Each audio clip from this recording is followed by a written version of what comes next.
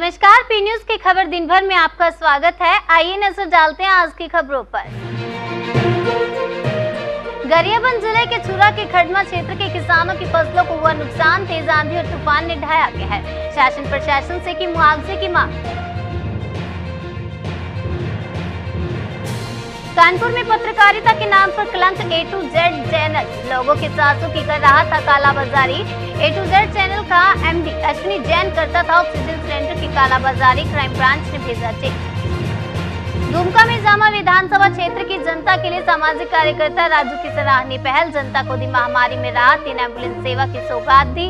Ambulance सेवा पूर्णतः निःशुल्क।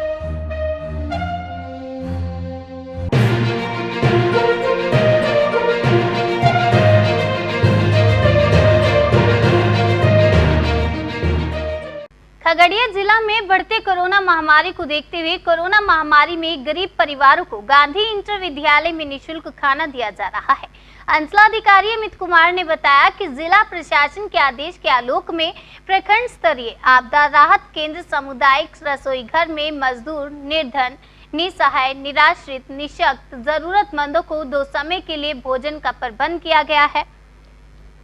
कोरोना महामारी को देखते हुए प्रधान सचिव आपदा प्रबंधन विभाग बिहार सरकार से जिला पदाधिकारी खगड़िया के मौखिक निर्देशानुसार मजदूर, निराश्रित, निसहाय आदि जरूरतमंद व्यक्तियों के लिए भोजन की व्यवस्था करने की बात कही थी। उसी आलोक में प्रखंड स्तरीय सामुदायिक रसोई स्थापित कर बीते सोमवार की संध्या से जरूरतमंदों को खाना खिलाया जा रहा है। प्रखंड स्तरीय आपदा राहत केंद्र के सामुदायिक रसोई घर में करीब 11 व्यक्तियों को लगाया गया। वहीं किचन को पूरी तरह से साफ सफाई व सैनिटाइज का पूरा ध्यान रखा गया। इस सामुदायिक रसोई घर के द्वारा यहां पर अपने घरों के जैसा स्वादिष्ट भोजन खिलाया जाता है। दोनों समय का खाने में चावल, दाल, हरी सब्जी दी जाती है। मामा की नाम छे अपने के? जे आपदा राहत केंद्र में लिए खाना जे खाई छी, कैसन खाना छे? बढ़िया छे? बढ़िया। की सब मिल रहा है अपने के खाए के लिए? दाल, तरकारी, भात। घर जैसन खाना लगा जे स्वाद? हाँ। पता को पर दिक्कत? नहीं दिक्कत नहीं। कितना दिन से आ रहा छे? हाँ? कितना दिन से खाना खा के लिए? आइए। क्या नाम हुआ आपका? नीलम देवी। जो यहाँ राहत प्रखंड स्तरीय आपदा राहत केंद्र में आप आए, तो यहाँ पर जो खाना बना कैसा क्वालिटी है खाना का? अच्छा है, ठीक है। तो घर जैसा लग रहा है क्या? हाँ, घर से भी अच्छा है। क्या सब चीज आज मिला? क्या बोले सर? आज क्या सब्जी मिला खाने के लिए? दाल, चावल, सब्जी, तिलौरी और क्या मिलेगा? प्रखंड स्तरीय आपदा राहत केंद्र सर लगाया गया है। लगाने का सर उद्देश्य जो भी लॉकडाउन के चलते जिनको भूखमरी की स्थिति है या जो एकदम गरीब गुरबा है, उनके लिए भोजन का व्यवस्था करना, ये सरकार का निर्देश प्राप्त है। उसी के आलोक में ये प्रखंड स्तरीय आपदा राहत केंद्र खोला गया। जो लोग एकदम निसहाय हैं उनके लिए भोजन की व्यवस्था यहाँ निःशुल्क सुबह और शाम किया गया है।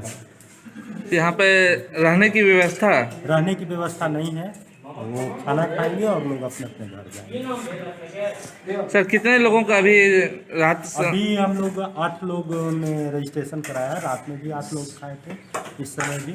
और जैसे जैसे जानकारी लोगों को दिया जा रहा है कि जो गरीब लोग हैं उन लोगों को हम लोग अपने से सूचना भी दे रहे हैं, पता करा के कि जो एकदम बिल्कुल निसहाय है उन लोगों को हम लोग खाना खिलाएंगे। खगड़िया जिला में कोरोना संक्रमण को देखते हुए एसडीओ गोगरी एवं एसडीओ खगड़िया के द्वारा खगड़िया जिला के परबत्ता देवरी के जन वितरण प्रणाली दुकान पर जांच पड़ताल की गई। वहीं जिला पदाधिकारी के आदेश पर खगड़िया एवं बेलदौर बाजार में भी कालाबाजारी को लेकर जांच पड़ताल की गई। वहीं इस कालाबाजारी को लेकर बाजार के थोक विक्रेता दुकानदार के साथ अंचलाधिकारी अमित कुमार, प्रखंड विकास पदाधिकारी शशिभूषण कुमार सिंह एवं थाना अध्यक्ष शिव कुमार यादव ने दुकानदारों के साथ बैठक कर खाद्य सामग्री का दर एवं स्टॉक तालिका प्रदर्शित करने का निर्देश दिया।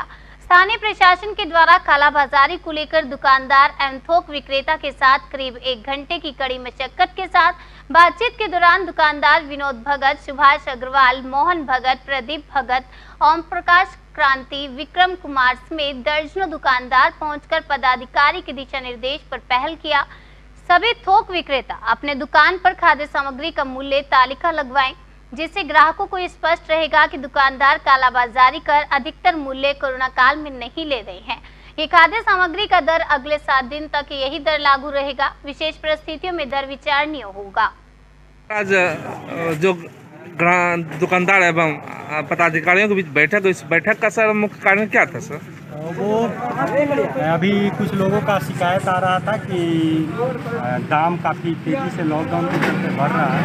उसी बिंदु पर हम लोगों ने सभी दुकानदार जो मुख्य रूप से बाज़ार में सामान की सप्लाई करते हैं, उनसे हम लोगों ने आग्रह किया कि हम लोगों को जो खगड़िया मार्केट का जो रेट है उससे कम दाम पर यहाँ भी उपलब्ध कराएं। जो रेट है मुनाफाखोरी ज़्यादा नहीं करें, क्योंकि लोग ऐसे ज़्यादा है। साथ ही सभी लोगों को मैंने निर्देशित किया है कि अपने दुकान में रेट चार्ट लगा दें, ताकि किसी को यह कहने का मौका नहीं मिले कि आप लोग ज़्यादा दाम ले रहे हैं। साथ ही अपने जो तौल का ये है लाइसेंस माप तौल विभाग का, वो रखेंगे, GST वगैरह अपने दुकान में रखेंगे, ताकि जब हम लोग जांच करें तो सब कुछ सही रहे। अगली खबर बुलंदशहर से है। एक सप्ताह पूर्व 2 पक्षों में किसी बात को लेकर पूर्व ग्राम प्रधान एवं पड़ोसियों में आपस में विवाद हुआ था, जिसके दौरान प्रभात उर्फ भोला पुत्र राजेंद्र सिंह के सिर में गंभीर चोट लगी थी। घायल अवस्था में अस्पताल में भर्ती कराया था, जिसके बाद आज इलाज के दौरान मौत हो गई। मृतक को गंभीर चोट लगने के कारण हायर सेंटर रेफर किया गया था। झगड़े की थाने में पीड़ित परिवार तहरीर दे चुका है। मृतक के भाई ने थाना पुलिस पर कार्रवाई न करने का आरोप लगाया। पुलिस ने शव को कब्जे में लेकर पोस्टमार्टम के लिए भेज दिया। पुलिस का कहना है कि पोस्टमार्टम रिपोर्ट आने के बाद उचित धाराओं में मुकदमा दर्ज कर आरोपियों की गिरफ्तारी की जाएगी। बुलंदशहर जनपद के अहमदगढ़ थाना क्षेत्र के गांव मुमरेजपुर का पूरा मामला है। क्या नाम है आपका? मेरा नाम संजय कुमार है, कहाँ के रहने वाले हो? मुमरेजपुर। आज जो ये घटना हुई है, क्या घटना हुई है? जो 30 तारीख को एक हमारे पड़ोस से झगड़ा हो गया था। उसमें मेरे भाई को गंभीर चोट आई और उसकी अस्पताल में मृत्यु हो गई। पुलिस को सूचना दी थी क्या? पुलिस को सूचना दी, पुलिस की लापरवाही रही। उसमें हमारे खिलाफ ही उन्होंने मुकदमा लिख लिया और अब भी हमने सुबह कॉल करी तो उसमें भी 1-2 घंटे बाद पुलिस मौके पर आई। ठीक। गरियाबंद जिले के छुरा के खड़मा क्षेत्र के किसानों के लिए ये आंधी तूफान बड़ी मुसीबत के साथ बरस गया, जिसके कारण लगभग 50 एकड़ फसल आंधी तूफान के साथ आंधी तूफान की भेंट चढ़ गई।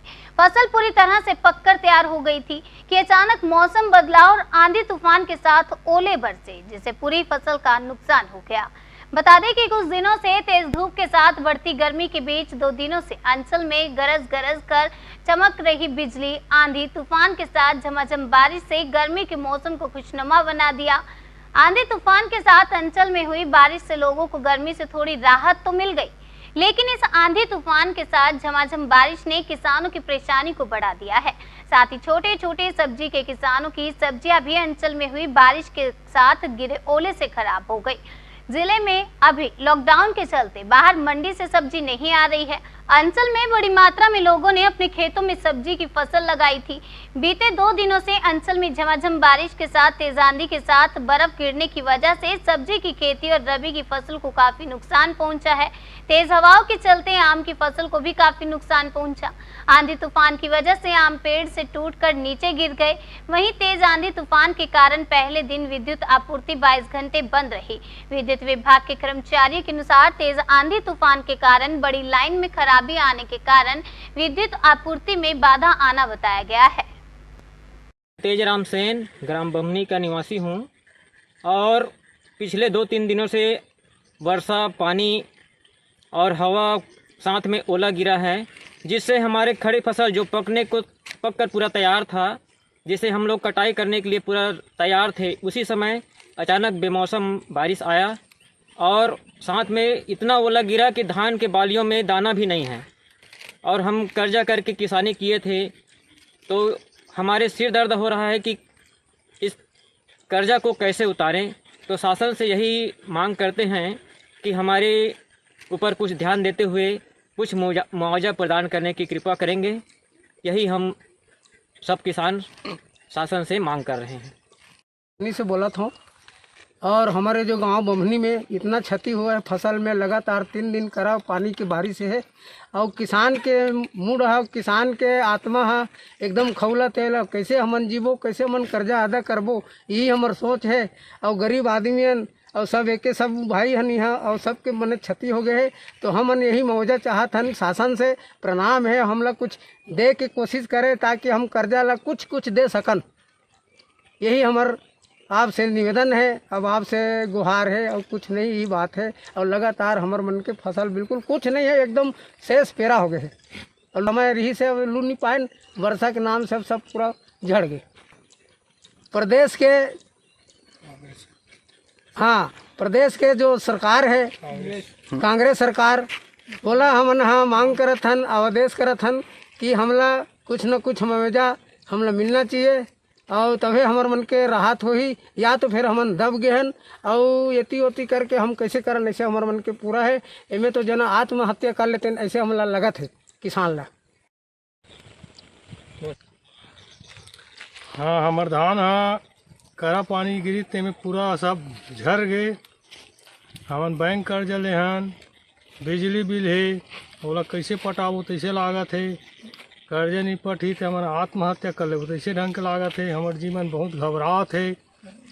पूरा धान हमन खेत में आथन तो धर धर रुआसी ऐसे टाइप के लागते। हमन बहुत परेशान हन से मांग करत हन हमन लोग कुछ पैसा मिल जाए, कुछ राहत मिल जाए, दवाई खातू के पैसा पटाए बर कुछ राहत मिल जातीस तो हम मतलब कुछ शांति मिल जातीस। ऐसे हमन मांग करत हन शासन से। देवलाल साहू, ग्राम बमनी के निवासियों। अगली खबर मैनपुरी से है। आबकारी मद्य निषेध मंत्री राम नरेश अग्निहोत्री ने जिलाधिकारी महेंद्र बहादुर सिंह, जिलाध्यक्ष प्रदीप चौहान, क्षेत्रीय उपाध्यक्ष आलोक गुप्ता के साथ पुराने जिला महिला चिकित्सालय में स्थापित L2 वार्ड का कोरोना प्रोटोकॉल का पालन करते हुए सामाजिक दूरी का पालन कर PPE किट पहनकर संक्रमित मरीजों से प्रदान की जा रही स्वास्थ्य सेवाओं की जानकारी ली। उन्होंने ड्यूटी पर तैनात चिकित्सकों, पैरामेडिकल स्टाफ को निर्देशित करते हुए कहा कि संक्रमित मरीजों की बेहतर देखभाल की जाए, उन्हें आवश्यकता अनुसार तत्काल स्वास्थ्य सेवाएं प्रदान की जाएं। उन्होंने कहा कि दूसरी लहर में कोरोना संक्रमित मरीजों की संख्या में तेजी से बढ़ोतरी हुई है। जनपद में भी कुछ लोग संक्रमित हुए हैं, जिसमें से अधिकांश लोग ठीक हो चुके हैं। उन्होंने कहा कि संचालित L2 वार्ड में सभी व्यवस्थाएं उच्च स्तर की हैं। यहाँ चिकित्सकों, पैरामेडिकल स्टाफ द्वारा भर्ती मरीजों की बेहतर देखभाल की जा रही है। उन्हें समय से दवाखाना मुहैया कराया जा रहा है। जिन मरीजों को ऑक्सीजन की आवश्यकता है, उन्हें तत्काल ऑक्सीजन भी उपलब्ध करवाई जा रही है। L2 वार्ड में दवा, ऑक्सीजन की कोई कमी नहीं है। स्वास्थ्य विभाग के अधिकारियों द्वारा संक्रमित मरीजों के संपर्क में आए लोगों को कॉन्टैक्ट ट्रेसिंग कर गहनता से जांच करवाई जा रही है। अगली खबर के रुख करते हैं। अगली खबर फर्रुखाबाद से है। फर्रुखाबाद जनपद शमशाबाद के मेन बाजार में लॉकडाउन का सरेआम उल्लंघन हो रहा है। आपको बता दें, शमशाबाद में व्यापार मंडल अध्यक्ष श्याम बिहारी गुटके महामंत्री के शोरूम में थानाध्यक्ष R.K. रावत ने ताला डाल दिया। जी हां, आपको बता दें, थाना अध्यक्ष R.K. रावत ने बताया शिवम RCM शोरूम राकेश गुप्ता व्यापार मंडल के अध्यक्ष श्याम बिहारी गुटके महामंत्री हैं, जिससे कि वह व्यापार मंडल के अध्यक्ष होते हुए भी लॉकडाउन का उल्लंघन कर रहे हैं। शमशाबाद के मेन बाजार में उनका कपड़ों का शोरूम है, जिससे कि वह लॉकडाउन कोविड-19 के चलते समय वह अपना शोरूम खोलकर कपड़ों की बिक्री कर रहे हैं। जिससे कि आपको बता दें, अगर व्यापार मंडल अध्यक्ष लॉकडाउन का उल्लंघन कर रहे हैं तो बाजार के सारे व्यापार दुकान कर्मी लॉकडाउन का उल्लंघन करेंगे। इसलिए R.K. रावत ने व्यापार मंडल अध्यक्ष के शोरूम पर ताला डालकर कोविड-19 के खिलाफ मुकदमा दर्ज कर दिया। ताला नहीं दिख रहा है। ताला थोड़ा इधर ताला भी दिखाओ। हाँ बस बस बस ऐसे ही बस। राशिद भाई थोड़ा सा हम जगह जगह गाड़ी लगा रहे लेकिन यही होगा ना ऐसे पकड़ के खाने लगा। आदमी रोड पे नहीं रुकना, अगर ई रिक्शा भी चलता है तब भी खाने लगा। आज बात है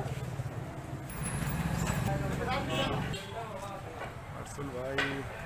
कानपुर में क्राइम ब्रांच सहित पनकी पुलिस को बड़ी कामयाबी हाथ लगी। कानपुर क्राइम ब्रांच और पनकी थाना की संयुक्त टीम ने मुखबिर की सटीक सूचना पर ऑक्सीजन सिलेंडर की कालाबाजारी करने वाले 4 लोगों को गिरफ्तार किया, जिसमें Bharat A to Z channel का MD अश्विनी जैन भी शामिल है। कहा जाता है कि जब आम जनता की कोई नहीं सुनता तो अपना दुखड़ा रोने के लिए पत्रकारों के पास आते हैं, लेकिन वही पत्रकार अगर सौदागर बन जाए, आम जनता का विश्वास देश के चौथे स्तंभ से उठ ही जाएगा। डीएसपी वेस्ट ने प्रेस वार्ता के दौरान बताया कि पकड़े गए 4 लोग 9000 के सिलेंडर को 55,000 में इस महामारी में बेचकर लोगों की सांसों का सौदा लगातार कर रहे थे, जिसकी सूचना पुलिस को सटीक मिली और संयुक्त टीम ने 4 लोगों को पकड़ लिया, जिसके बाद खुलासा करने पर पता चला कि पकड़े गए 4 लोगों में एक पत्रकार भी है। पुलिस ने छापेमारी के दौरान 4 बड़े सिलेंडर, 6 छोटे सिलेंडर और एक वैगनआर कार सहित पत्रकारों के कार्ड भी बरामद किए। डीएसपी का कहना है कि मामले की छानबीन चल रही है कि किस तरह से इस पूरे मामले में सांसों का सौदागर कहां से तार जुड़े हैं। 11 मई को क्राइम ब्रांच की पुलिस को एक सफलता मिली है, जिसमें लगातार ये सूचनाएं मिल रही हैं कि लोग ब्लैक में ऑक्सीजन सिलेंडर्स और ऑक्सीमीटर्स और अन्य मेडिकल उपकरण बेच रहे हैं। तो इस पर कार्रवाई डेली बेसिस पर क्राइम ब्रांच पुलिस के द्वारा की जा रही है। इसी क्रम में आज पनकी इंडस्ट्रियल एरिया में 4 अभियुक्तों को गिरफ्तार किया गया है, जो जिनके पास से 10 ऑक्सीजन के सिलेंडर बरामद हुए हैं। जो एक बड़े सिलेंडर को ये 55,000 रुपये में एक सिलेंडर बेच रहे थे और जो छोटे सिलेंडर थे वो लगभग 35 से 40,000 रुपये में ये बेच रहे थे। इसमें मुख्य जो गिरफ्तार हुए अभियुक्त, इसमें प्रदीप वाजपेयी, अभिषेक तिवारी, ऋषभ जैन और अश्विनी जैन, ये रहने वाले बर्रा के हैं। अश्विनी जैन ये एक A to Z चैनल के नाम से एक चैनल चलाता है, जिसका ये अपने आप मैनेजिंग डायरेक्टर का पोस्ट पर है, ऐसा इसने बताया है। अभिषेक तिवारी इसका कैमरामैन का काम करता है। ये सब लोग अभी तक लगभग 70 से 80 सिलेंडर इनका कहना है बेच चुके हैं इसी रेट में, और ये मेरठ से ला रहे हैं ये सब सामान। और इसके अलावा अन्य कौन कौन से मेडिकल उपकरण का ये गोरा धंधा कर रहे हैं, इसके बारे में और जानकारी प्राप्त की जा रही है। ये पूरी घटना की पुलिस स्टेशन पनकी में FIR दर्ज कर विधिक कार्रवाई की जा रही है। लेते हैं एक छोटा सा ब्रेक, कहीं जाइएगा नहीं, जल्द लौटेंगे बाकी की खबरों के साथ। अरे बबलू, लॉकडाउन खुलते ही टहलने निकल पड़े। महामारी अभी फैली हुई है। सरपंच जी टहलने नहीं, काम पे वापस जा रहे हैं। तुझे डर नहीं लगता वायरस पकड़ लेगा? पहले थोड़ा बहुत डर लगता था, फिर पता चला कि अगर मैंने पूरी सावधानी बरती तो ये बीमारी होने की संभावना कम है। सबसे महत्वपूर्ण है ये मास्क। काम पर मास्क हमेशा पहनूंगा, समय समय पर हाथ धोता रहूंगा और दूसरों से हर वक्त कम से कम 2 गज की दूरी बनाए रखूंगा। खुद को, दूसरों को और अपने परिवार वालों को भी सुरक्षित रखूंगा। अरे भाई, मेरी जिम्मेदारी बनती है तुझे चेतावनी देना, सो दे दिया। जब देश के मेडिकल और स्वच्छता कर्मचारी रोज कोरोना वायरस से लड़ने का काम कर रहे हैं, तो हमारी भी तो जिम्मेदारी बनती है अपना काम करने की। बबलू, तुझे कुछ हो गया तो? हजारों लोग इस बीमारी को हराकर ठीक हो चुके हैं, और अगर किसी कारण मुझे ये बीमारी हो भी जाए तो सरकार ने अस्पताल में हमारे इलाज के लिए पर्याप्त व्यवस्था कर रखी है। ये घबराने का वक्त नहीं, एक दूसरे का हौसला बढ़ाने का वक्त है। अरे ऐसे क्या देख रहा है? तू काम पे जाएगा, मैं नहीं जाऊंगा, नाक नहीं कट जाएगी मेरी। चलो। मास्क। हाँ, मास्क। अरे नाक तो ढक लो। हाँ। कोरोना वायरस से हमें लड़ाई जारी रखनी पड़ेगी, पर उससे डर कर नहीं, पूरी सावधानी के साथ डट कर चलिए। रुकी जिंदगी को आगे बढ़ाएं, देश को आत्मनिर्भर बनाएं। जय हिंद। ब्रेक के बाद एक बार फिर रुक कर लेते हैं बाकी की खबरों की ओर। गुमला जिला में अपराधी हो या नक्सली 7वें आसमान पर है, जिसको लेकर अपराधी घटना को अंजाम दे रहे हैं मानो पुलिस का खौफ मिट गया हो। वहीं आपराधिक घटना की रोकथाम के लिए पुलिस ने ठोस कदम नहीं उठाया, जिससे अपराधियों को नकेल कसा जाए। घटना जिले के घाघरा थाना क्षेत्र के जवाहर नवोदय विद्यालय मसरिया डैम के समीप की है, जहां युवक को अज्ञात अपराधियों ने अलह सुबह लगभग 5 बजे गोली मारकर उसकी हत्या कर दी, जिसके बाद हत्या की सूचना स्थानीय गांव के ग्रामीणों के माध्यम से पुलिस को दी गई। वहीं सूचना के बाद थाना प्रभारी आकाश पांडे व सब इंस्पेक्टर कौशलेंद्र कुमार दलबल के साथ घटनास्थल पर पहुंचे। शव को कब्जे में लेकर पोस्टमार्टम के लिए गुमला भेज दिया है। वहीं लगातार आपराधिक घटनाओं से इलाके में भय का माहौल बना हुआ है। आज सुबह में घाघरा थाना को खबर मिली कि मसातू डैम पर एक 20 वर्षीय अज्ञात लड़के का डेड बॉडी कोई अज्ञात अपराधी द्वारा गोली मार कर हत्या कर दिया गया है, जिस पर सूचना पर थाना प्रभारी घाघरा घटनास्थल पहुंचे और वहां पहुंचने पर मृतक का देखे कि उसके सर में गोली मार कर हत्या की गई है और उसके बगल में उसका पर्स मिला। पर्स में उसके अंदर से आधार कार्ड प्राप्त हुआ। आधार कार्ड का अवलोकन किया गया तो आधार कार्ड में मृतक का नाम अनुज कुमार यादव, जो है गड़ा छिपा दोहर लातेहार रहने वाला है, जिसके आधार पर हम लोग जांच की जा रही है, जिस पर कुछ बातें प्रकाश में ये प्रेम प्रसंग का मामला अभी बातें सुनने में आ रही है, जिसका जांच किया जा रहा है। इस संबंध में जितने भी प्रकार के संदेह जो बातें आ रही हैं सभी पर बिंदुवार जांच की जा रही है और इसका अविलंब इसका उद्भेदन किया जाएगा।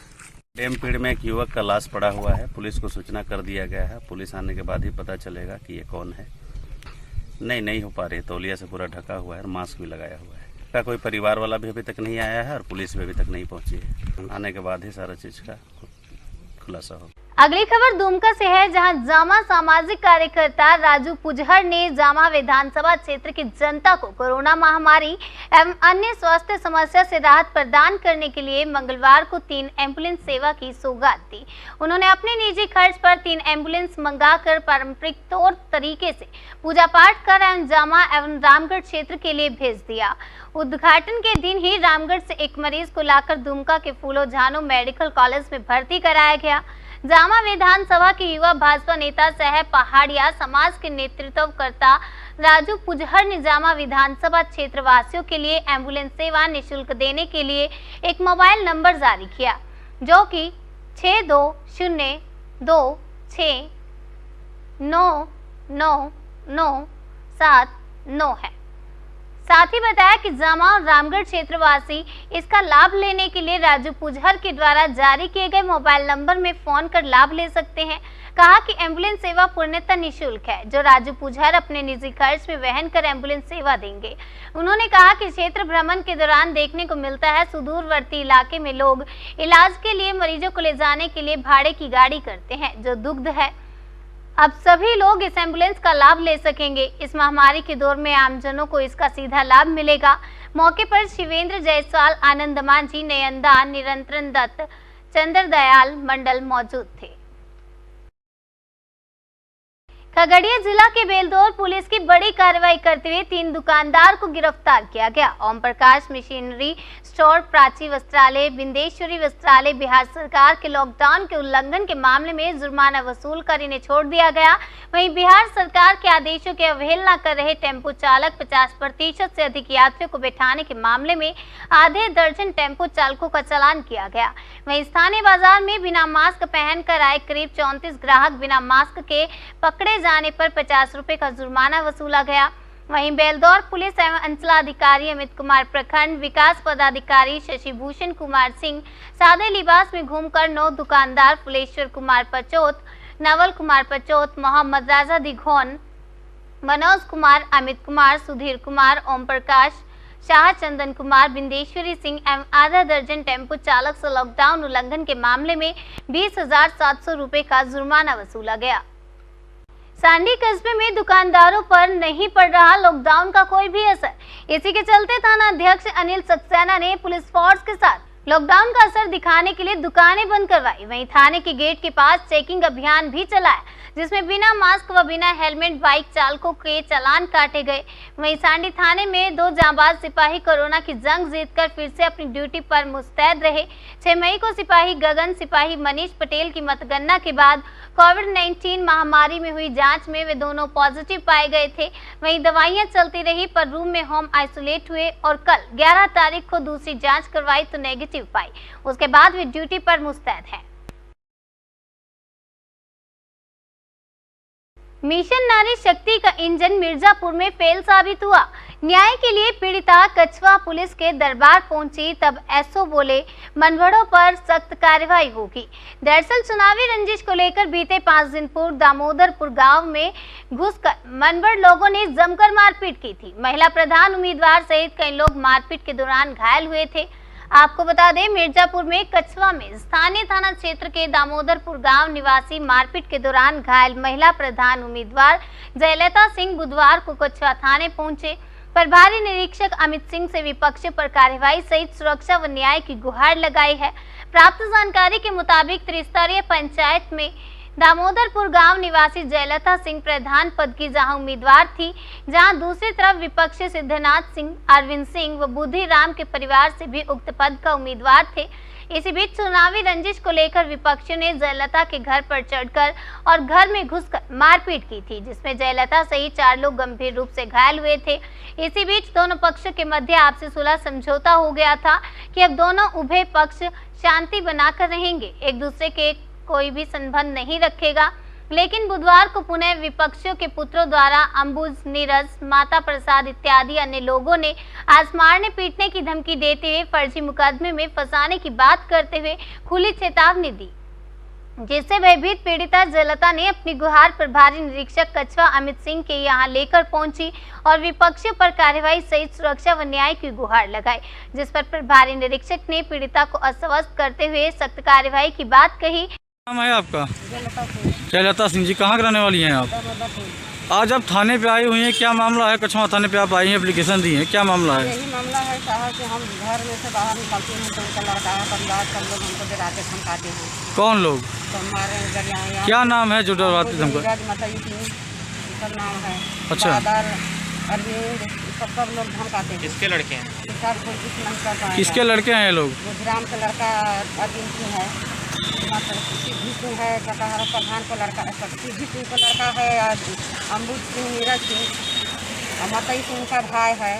हाँ, गुजराम सिंह का। क्या घटना क्या हुआ था जिस बाबत मारपीट हुई थी? क्या घटना हुई थी? मारपीट हुआ था साहब, उसके कुछ नहीं, हम पूजा करने निकले, उनके भाई मतई सिंह अंड बंड बोलने लगा, इतना शब्द खराब बोलने लगा। हम बोले कि बताइए हमारा 2 बच्चा इसी घर में सियान है, इतना गंदा गंदा शब्द बोल रहे थे। हाँ, ससुर लगो गया, ऐसा शब्द बोल रहे थे। उसी में हमारा देवर आया, बोला क्या हुआ? हम कहा एक गंदा बात बोल रहा था।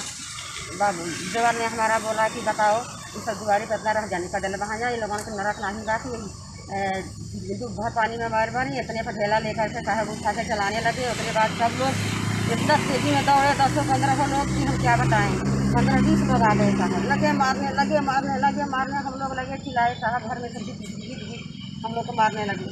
सोने के बाद भी सब ने पुलिस को बुलाया, पुलिस ने आया, पुलिस हम लोग को बहुत सहयोग की। क्या कार्रवाई चाहती हैं आप? आज थाने पे आई हैं, किस लिए आई हैं? थाने पे आए हैं, हम अपने बाल बच्चा को बचाव के लिए थाने पे आए हैं।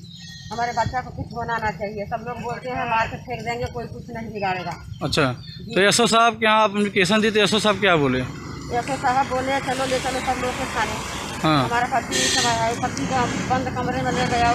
अभी आपने एप्लीकेशन दिया तो एसओ साहब ने क्या कहा आपसे? एसओ साहब बोला बताइए उस समय हम तुम लोगों को कहा था तुम्हारा पति नहीं मना, तो बताइए अभी कोई यहाँ थाने से आपके यहाँ जाएगा? बोले हैं? बोल रहे हैं कि यहाँ से जाओ तुम अपने घर, थाने से सब एक लोग जा रहे हैं, समझाएं बुझाएंगे। अच्छा, हाँ, तुम लोग को सुरक्षित के लिए कोई कुछ तुम लोग को बिगाड़ेगा नहीं। अगली खबर वाराणसी के रोहनिया से। आराजी लाइन विकास खंड क्षेत्र के मिल्कीचक गांव में एक ही परिवार के 2 जिला पंचायत सदस्य तथा एक ग्राम प्रधान सहित 3 लोग निर्वाचित हुए। मिल्कीचक गांव के पूर्व ग्राम प्रधान नागा यादव की पत्नी पार्वती देवी इस बार ग्राम प्रधान पद पर निर्वाचित हुई। जबकि इससे पहले आराजी लाइन के सेक्टर नंबर 7 से निर्दलीय प्रत्याशी जिला पंचायत सदस्य थी तथा बेटा ललित यादव आराजी लाइन सेक्टर नंबर 5 से समाजवादी पार्टी के बैनर तले जिला पंचायत सदस्य पद पर निर्वाचित हुए। इसके पहले ललित यादव मिल्कीचक ग्राम प्रधान पद पर थे। इसके अलावा भतीजा दर्शन यादव आराजी लाइन क्षेत्र के सेक्टर नंबर 6 से निर्दलीय प्रत्याशी के रूप में जिला पंचायत सदस्य निर्वाचित हुए। इनके घर में जिला पंचायत सदस्य लगातार 2 बार चुने गए और तीसरी बार ग्राम प्रधान चुने गए। श्री नागा यादव। कहाँ के रहने वाले हैं आप? मिल्कीचक। आपके यहाँ से 2 जिला पंचायत और 1 ग्राम प्रधान की सीट आपके खेमे में आई हुई है, क्या इस पर आप क्या आभार व्यक्त करना चाहते हैं अपने क्षेत्रीय जनता की जो है? देखिए, मेरे सबसे प्रथम तो जनता का व्यवहार प्यार मिला है, हमारा परिश्रम और व्यवहार प्यार से ये हमको मिला है। आपके जो 3 सीट आपके आई उसमें कौन कौन से लोग हैं, क्या नाम है उनका, कौन कौन सी सीट है? हाँ, ललित यादव वर्तमान प्रधान थे जी, इस समय जिला पंचायत सदस्य सेक्टर नंबर 5 से जी, मेरा पुत्र है जी, जिला पंचायत सदस्य जीते हैं जी 31 वोट से जी। और मेरा भतीजा मेरे भैया का लड़का, सजे भैया का लड़का जी, दर्शन यादव सेक्टर नंबर 6 से चुनाव जीते हैं जिला पंचायत जी, 1500 वोट 1500 जी। और ग्राम प्रधान मेरी वाइफ है, मेरी पत्नी, क्या नाम है? पार्वती देवी। कितने वोटर जीती हैं? वो जीती हैं 200 वोट से। 200 वोट से। आपके यहाँ तीनों पद इसमें आ चुकी है जो है वर्तमान में त्रिस्तरीय पंचायत चुनाव के गणना के बाद जो है, आपकी प्रथम प्राथमिकता विकास को लेकर क्षेत्र में क्या रहेगी तीनों पद को लेकर? प्रथम प्राथमिकता तो हमारी देखिए, सबसे हमारे क्षेत्र की गांव सभा, विधानसभा और ब्लॉक स्तर पर सबसे बड़ी समस्या पानी का है, पेयजल जी, सबसे बड़ी समस्या पानी का है। उसके बाद रास्ता का है, उसके बाद सीवर का है, और आवास है, बिजली है, हाई मार्क्स है। मेरा सपना है कि हर विधानसभा रोहनिया और सेवापुरी जी मेरा लक्ष्य है। हमारे पुत्र हैं ललित यादव और दर्शन यादव। हम अपने गांव में 250 हैंडपाइप लगवा चुके हैं। 250 जी, गाँव में। हमारा सपना है कि सेक्टर नंबर 6, सेक्टर नंबर 5 हर दरवाजे पर हैंडपाइप हो गरीबों के, जो सक्षम नहीं है जी, पानी पीने का सुविधा हो जी, और हर गली में और जिग जैग सीवर, और हर मोड़ पर हाई मार्क्स का सोलर लगवाना मेरा प्रथम प्राथमिकता है। आज के जो परिवेश में यहाँ पे युवाओं के लिए बेरोजगारी की समस्या है जो है, बेरोजगारी पे आप क्या करेंगे जो है जनता के बीच में? बेरोजगारी जो भी समस्या है उसमें सर्वप्रथम तो देखिए, हम लोग विधानसभा में अभी गए नहीं है जी। इसके बाद हम लोग का तैयारी जो है कि विधानसभा का रहेगा। अगर जनता जिस प्रकार से हम लोग को लड़ी है, ये चुनाव आम पब्लिक लड़ी है, जनता लड़ी है, हम लोग नहीं लड़े हैं। ये चुनाव जनता ने जिताई है, और विकास की रह गई बात तो विकास पे ये चुनाव लड़ा गया है, न कि पैसे पे लड़ा गया है। हम लोग को जो दोनों सीट मिला है, प्रधानी जीता गया है, वो जनता ने विकास के नाम पर वोट दिया था। 250 हैंडपम्प गाँव में और 2000 अपने दोनों सेक्टरों में हैंडपम्प हम लोग ने लगवाया। उसमें आप एक बार भी बयान लिए थे, जिसमें हम लोग ने शिवालयों और मंदिरों पर भी काम दिया था, जहां पर बहुत से आम पब्लिकों को इसका फायदा मिलता है जी। और इसमें ये सबसे बड़ा योगदान है नागा यादव जी का। नागा यादव जी हर गरीब के घर हैंडपंप हो, रास्ता हो, निजी पैसे से रास्ता देने का अगर कोई काम करता है तो वो पूरे पूर्वांचल में तो नागा यादव जी करते हैं। आपका परिचय क्या है? जी, पहले तो बहुत बहुत प्रणाम, नमस्कार आप सभी को जी।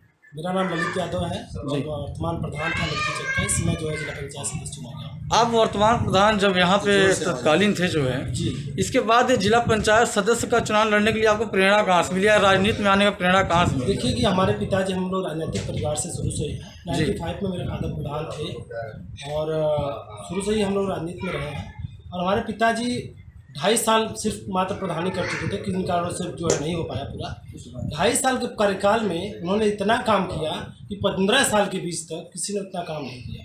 उसके बाद जनता ने ऑटोमेटिक हमारे पिताजी को कहा कि आप जो है चुनाव लड़िए। उस बार तो हमारे पिताजी हमें प्रधानी का चुनाव लड़ाया और हम प्रधानी चुनाव जीते।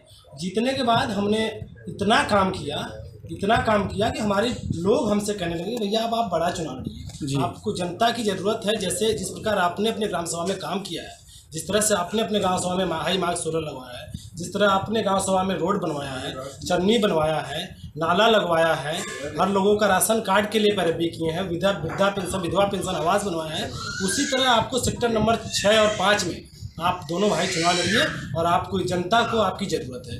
आपके द्वारा जो पिताजी के निर्देशों के अनुसार हमारे पिताजी नागा यादव हैं, जो कि हमेशा ये कहते हैं कि कभी भी हमारे मान सम्मान पे तुम लोगों की वजह से आँच नहीं आनी चाहिए, तुम लोग ऐसा काम करोगे कि हम तुम्हारे नाम से जाना चाहिए मुझे, इसलिए हम लोग काफ़ी मेहनत किए हैं और जो हमारी जनता ने जो है हमें स्वीकारा है, हमें जिला पंचायत सदस्य चुना है और हम उस पर खड़े उतर के दिखाएं। आपके सेक्टर में कितनी ग्राम पंचायतें हैं? हमारे सेक्टर में करीब 18 ग्राम पंचायत हैं और बाकी पुरवाई है उसमें 18 ग्राम पंचायत है। आपकी प्रथम प्राथमिकता क्या होगी 18 ग्राम पंचायत में? प्राथमिकता देखिए, सबसे ज़्यादा पेयजल की समस्या जो हमारे पिताजी ऑलरेडी कह चुके हैं, पेयजल की समस्या हम काफ़ी गाँव में गए थे। एक ग्राम पंचायत पड़ता है आपका असवारी जी, वहाँ पे एक पटेल बिरादरी के घर पे हम गए थे वोट मांगने के लिए। उन्होंने कहा बेटा हम आपका बहुत नाम सुने हैं कि आप लोग काम अच्छा कराते हैं, हम हैंडपम्प आपको आप हमारा वोट देंगे, आप हमें हैंडपम्प लगवा दीजिएगा। तो हमने कहा माता जी अभी पानी कहाँ से पीती हैं? तो एक कुआं था जिसमें जो है थोड़ा सा पानी था, जो गंदा पानी था, बेचारी पानी उसको निकाल करके उसको छान करके पानी पी रही थी। आंखों से एकदम कष्ट के आंसू निकल आए और मैं वचन देता हूँ कि सबसे पहले अगर कहीं हैंडपम्प लगवाने का काम करूँगा तो उस पटेल परिवार में काम करूँगा और जरूर लगवाऊँगा वहाँ पे। खबरों में बात कर लेते हैं बुलंदशहर की। बुलंदशहर पुलिस ने बड़ा खुलासा किया है। आपको बता दें, ट्रक लूट के बाद चालक की हत्या करने वाले गिरोह के 6 सदस्यों को गिरफ्तार किया गया। आपको बता दें कि 1 मई को स्विफ्ट कार से ओवरटेक करके ट्रक चालक की लूट कर हत्या की गई थी। लूटा गया ट्रक और स्विफ्ट कार असला भी बरामद कर लिया गया है। एसएसपी ने पुलिस टीम को 20,000 रुपए का इनाम दिया है। थाना औरंगाबाद पुलिस के द्वारा एक महत्वपूर्ण उपलब्धि, एक अज्ञात केस को वर्कआउट करते हुए घटना में सम्मिलित अभियुक्तों की गिरफ्तारी और ट्रक जो उस घटना के दौरान लूटा गया था उसकी बरामदगी और ट्रक ड्राइवर के जो शव था उसकी बरामदगी के साथ अनावरण किया गया है। प्रकरण कुछ इस तरह का है कि 1 तारीख को इस महीने की एक व्यक्ति के द्वारा अपने पिता की गुमशुदगी लिखाई गई कि वो ट्रक ड्राइवर थे और उनका ट्रक अगौता शुगर मिल में लगा हुआ था, वो वापस घर नहीं आए। इस सूचना के आधार पर इस प्रकरण में अभिसूचनाएं संकलित की गई थाना प्रभारी औरंगाबाद के द्वारा और उन्हें कतिपय स्रोतों से जानकारी मिली जिन लोगों ने इस घटना को कारित किया था। उनमें एक सर्वेंद्र है जो बीबी नगर का रहने वाला है, दूसरा मोहित भी उसी के गांव का है, तीसरा रूपेंद्र उर्फ कालू उसी गांव के रहने वाले हैं। एक चौथा व्यक्ति दिल्ली का है फुरकान, जो मुरादाबाद जनपद का मूल निवासी है, वर्तमान में आपराधिक गतिविधियों में दिल्ली में रहता है। और इसमें अगला अभियुक्त राहुल उर्फ जयपाल है जो किठौर मेरठ का है, वर्तमान में गाजियाबाद मोदी नगर में रह रहा है। तो इस तरह से 5 अभियुक्तों के द्वारा इस घटना को कारित किया गया। प्रकरण ये था कि इसमें से 4 लोग एक स्विफ्ट कार से आ रहे थे, उन्हें ट्रक दिखाई पड़ा, ट्रक के आगे उन्होंने गाड़ी लगा ली, ट्रक ड्राइवर को अपने कब्जे में कर लिया और उस ट्रक को लेकर चले गए। इन लोगों ने ट्रक ड्राइवर की हत्या कर दी। हत्या करने के बाद उसके शव को काली नदी में फेंक दिया था और ट्रक को मुरादाबाद ले गए। मुरादाबाद में मिंजार पुत्र छिद्दा खां है जो एहलादपुर मैनाठेर थाना क्षेत्र का रहने वाला है। गांव में उसकी गाड़ी काटने की दुकान है, वर्कशॉप है, जहां पर इस ट्रक को काटा गया।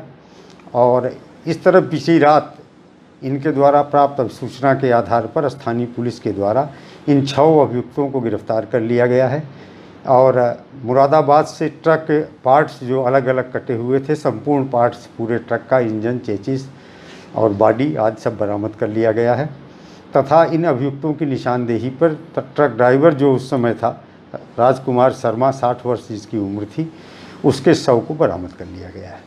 पुलिस टीम के द्वारा किए गए इस सराहनीय कार्य के परिप्रेक्ष्य में 20,000 रुपये की पुरस्कार राशि से इन्हें पुरस्कृत किया जाता है। समाजवादी पार्टी कार्यालय में सपा जिला अध्यक्ष देवी प्रसाद चौधरी व सपा प्रवक्ता अशोक सिंह मुन्ना अपने कार्यकर्ताओं के साथ सपा कार्यालय में उपस्थित रहे, जहां देवी प्रसाद चौधरी जिलाध्यक्ष ने सरकार के ऊपर गंभीर आरोप लगाए और साथ ही साथ तो अस्पतालों में ऑक्सीजन सही तरीके से नहीं मिलने पर लोगों का इलाज कराने के लिए यहां से वहां अस्पतालों का चक्कर लगा रहे हैं। इस पर दुख जताया। वहीं कहीं पुलिस की लाठी, कहीं अपनों को खोने का गम। ऐसी भयानक कोविड-19 बीमारी में फरियादी जाए तो जाए कहां। मिर्जापुर के जनपदवासियों को क्या आप कहना चाहेंगे? ये कहना चाहेंगे कि इस सरकार पूरी तरह फेल है। हमारे अस्पताल में न तो कोई बेड मिल रहा है और न तो कोई ऑक्सीजन दे रहा है। कहने की तो ये कि इतना टन ऑक्सीजन आ गया, ये आ गया, ये मैंने वहाँ खुलवा दिया। जाके अस्पताल की दुर्व्यवस्था देखिए तो समझ में आ जाएगी कि क्या हो रहा है क्या नहीं हो रहा है। ऐसी सरकार में जिसके 4 विधायक मर गए हों, ये ऐसी सरकार, निकम्मी सरकार को यहाँ सरकार में रहने कोई हक है? जब अपने विधायकों की सुरक्षा व्यवस्था और मेडिकल ट्रीटमेंट नहीं दे पा रहे हैं तो जनता क्या दे पाएंगे ये? और उनके विधायक खुला बोल रहे हैं कितनी दिक्कत हो रही है, पता नहीं खाना नहीं मिल रहा है। उनकी औरत खाना जब मर रही है, खाना नहीं खिला रहे। पानी में कोरोना से तो कम मर रहे हैं और पानी और ऑक्सीजन से ज़्यादा लोग मर रहे हैं। पानी में कोई लगे जावे नहीं करता देने के लिए। ये सरकार झूठ झूठा पीट रही कि मैं ये कर दिया, वो कर दिया, ये कर दिया। इतना रिकॉर्ड खराब होता है, आए दिन लोग मर रहे हैं, आए दिन। जहाँ देखे जहाँ मुर्दा फूका रहा है वहाँ जाके देखिए लाइन लगा हुआ है। ये कहते हैं क्या आंकड़ा जो बताता है बिल्कुल गलत बताती है आंकड़ा। अभी कल देखे चौबे घाट ले गए थे मट्टी फूकने के लिए, लोगों ने वहाँ फूकने नहीं दिया, फिर ले लेगा उठा बजा के फूके होते हैं। ये सरकार एकदम बिल्कुल फेल है। इनके मंत्री लोग एम्बुलेंस चुरा के रखे हुए और सरकार लोग अपने ठेला पर और कूड़ा गाड़ी पर लाद के मट्टी ले जा रहे हैं। इनको शर्म आनी चाहिए। कोई साइकिल पर लाद के ले जा रहा है, कोई कंधे पर टांग के ले जा रहा है। ऐसी सरकार को यहाँ रहने कोई अधिकार है क्या? आप ये मिर्जापुर नगर वासियों को क्या कहना चाहेंगे? नगर वासियों को मैं कहना चाहूँगा कि कोविड का पूरा पालन करें, सरकार के भरोसे मत रहे, खुद अपने भरोसे रहें और तरीके से रहें जिससे उनको कोई बैठ में पकड़ के पाए। देश दुनिया की तमाम ताज़ा तरीन खबरों के लिए बने रहिए हमारे साथ और देखते रहिए पी न्यूज़ चैनल, खबरों का बादशाह।